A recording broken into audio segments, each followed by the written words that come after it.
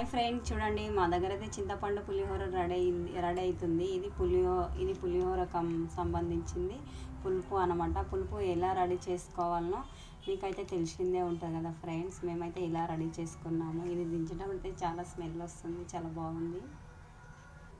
ఇదైతే వండిన అన్నం ఫ్రెండ్స్, మళ్ళీ తర్వాత చూపిస్తాను. చూడండి ఫ్రెండ్స్, ఇవ చింతపండు పులిహోర అయితే రెడీ అయింది. మేమైతే ఇలానే చేసుకుంటాము. మీరు ఎలా చేసుకుంటారో కామెంట్ బాక్స్లో కామెంట్ చేయండి ఫ్రెండ్స్. బాయ్. మరి మా వీడియోను లైక్, షేర్, సబ్స్క్రైబ్ చేసుకోండి ఫ్రెండ్స్ ప్లీజ్.